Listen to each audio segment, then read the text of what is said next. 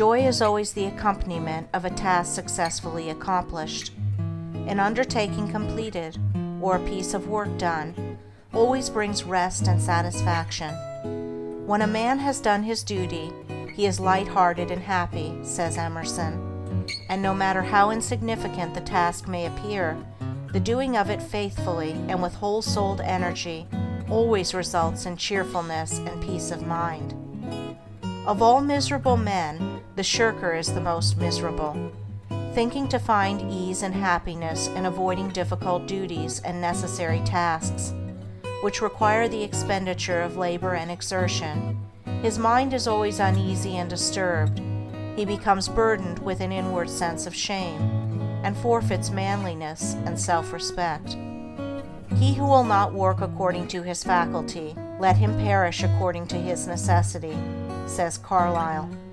And it is a moral law that the man who avoids duty and does not work to the full extent of his capacity does actually perish, first in his character, and last in his body and circumstances.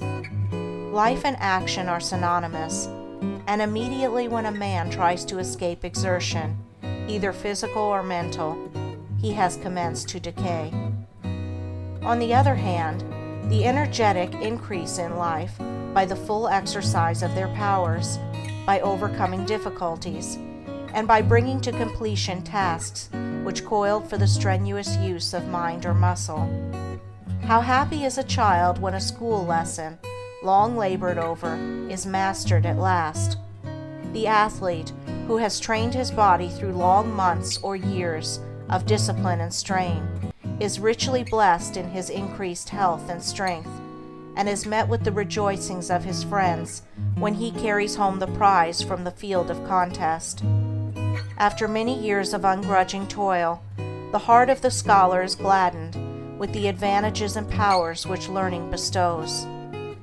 The businessman, grappling incessantly with difficulties and drawbacks, is amply repaid in the happy assurance of well-earned success, and the horticulturist, vigorously contending with the stubborn soil, sits down at last to eat of the fruits of his labor. Every successful accomplishment, even in worldly things, is repaid with its own measure of joy, and in spiritual things, the joy which supervenes upon the perfection of purpose is sure, deep, and abiding.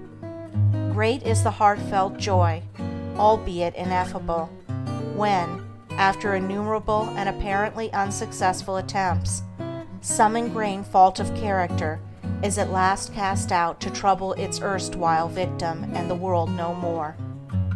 The striver after virtue, he who is engaged in the holy task of building up a noble character, tastes, at every step of conquest over self, a joy which does not again leave him, but which becomes an integral part of his spiritual nature. All life is a struggle. Both without and within, there are conditions against which men must contend. His very existence is a series of efforts and accomplishments, and his right to remain among men as a useful unit of humanity depends upon the measure of his capacity for wrestling successfully with the elements of nature without, or with, the enemies of virtue and truth within. It is demanded of man that he shall continue to strive after better things, after greater perfection, after higher and still higher achievements. And in accordance with the measure of his obedience to this demand, does the angel of joy wait upon his footsteps and minister unto him.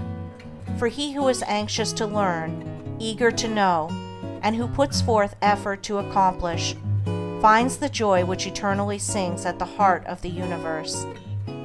First in little things, then in greater, and then in greater still, man must strive, until at last he is prepared to make the supreme effort, and strive for the accomplishment of truth, succeeding in which he will realize the eternal joy. The price of life is effort. The acme of effort is accomplishment. The reward of accomplishment is joy. Blessed is the man who strives against his own selfishness. He will taste in its fullness the joy of accomplishment.